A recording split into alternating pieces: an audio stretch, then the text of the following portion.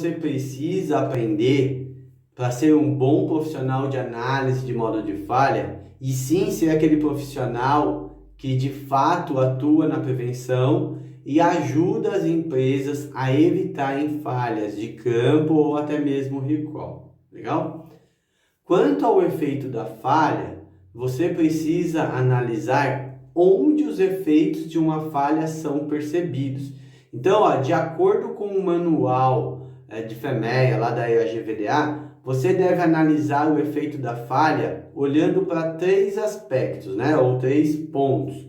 A planta de destino que está recebendo aquele produto, o usuário final e a sua planta, tá? E em relação à causa, você deve avaliar se a causa da falha é proveniente de máquina, meio ambiente, material ou mão de obra. Então, acompanhe comigo uma análise para você entender essa análise de efeito de falha e da causa da falha. Acompanhe aí comigo.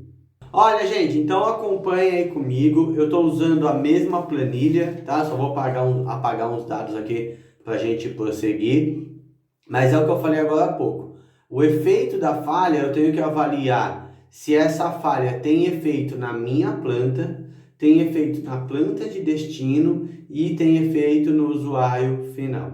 Da mesma forma, eu preciso avaliar se a causa da falha ela é proveniente de máquina, ela é proveniente de pessoa, ela é proveniente de meio ambiente ou ela é proveniente de material. É isso que a gente vai ver agora, tá? Então, olha aí a planilha que a gente estava usando. Eu vou apagar esses dados, tá? Estou apagando aqui. E vou fazer o seguinte, efeito da falha. Vou colocar aqui, na minha planta, né? Na minha planta é na minha empresa.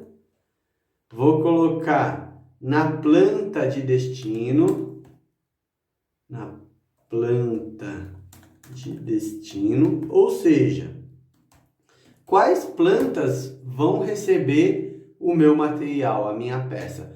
Pode ser um efeito que vai ter diretamente no meu cliente, ou pode ter no cliente do meu cliente. Então, quanto mais experiência eu tiver, mais dados eu tiver para saber onde aquela falha vai ser percebida, se é no meu cliente, se é no cliente do meu cliente, enquanto fábrica ainda, enquanto empresa. Então, quanto mais eu me aprofundar, melhor vai ser a minha análise, tá? E no usuário final. Então, qual o efeito no usuário final? E aqui vai ser o modo de falha os 3 casos. E agora, a causa da falha. Eu posso ter lá por conta de máquina, né? Deixa eu marcar aqui. Eu posso ter por conta de mão de obra. Eu posso ter por questões de meio ambiente. E eu posso ter também por questões de material. Beleza? Então, estou apagando aqui. Vou mesclar esse cara é para tudo. Então, vamos pegar aqui um outro modo de falha. Vamos pensar um outro modo de falha aqui, Deixa eu pensar num caso qualquer. A gente tinha falado daquela hora da articulação, né? Eu vou falar agora da quebra dessa corrente, beleza? Da quebra dessa corrente. Então, imagina que tá aqui a caçamba, tá cheia de entulho e a corrente que segura a caçamba, ela quebra, tá? Então, o modo de falha, quebra da corrente, beleza? Quebra da corrente. Então, vamos lá, vamos entender essa quebra da corrente aí. Olha, existe alguma causa de máquina que faz com que contribua para a quebra da corrente? O que vocês acham, né? Vamos pensar aqui. Olha, a princípio, eu poderia dizer que teve um excesso de pressão, tá? Não significa que eu esteja certo, tá, gente? Excesso de pressão da máquina. Então, a máquina, ela estava com excesso de pressão. Beleza, vamos aumentar esse campo aqui. E mão de obra? O que pode ter sido de mão de obra? Ó, quebrou, porque eu vou dizer o seguinte: utilização do material errado, né?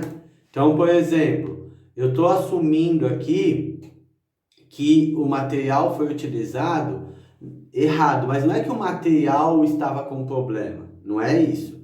O operador, né, que é a mão de obra, na hora de pegar o material, ele pegou o material errado. E eu estou assumindo aqui também que o material estava no lugar certo, com a etiqueta certa, mas o operador, por uma questão de atenção, ele pegou o material errado, tá?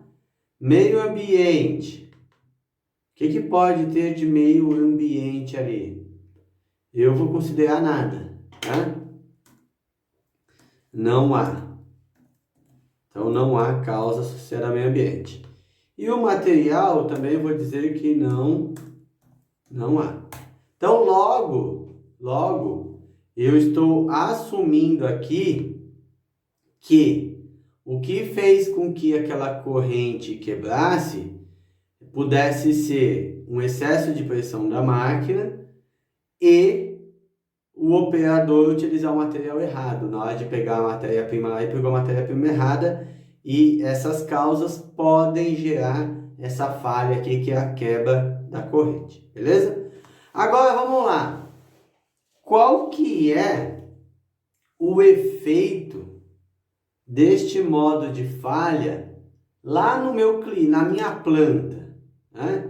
Na minha planta. Então imagine o seguinte: essa corrente ela quebra e bem na hora que eu estou montando a caçamba na corrente, né? Fazendo um encaixe aqui, e aí na hora que eu vou levantar ou fazer algum tipo de movimento, a corrente quebra.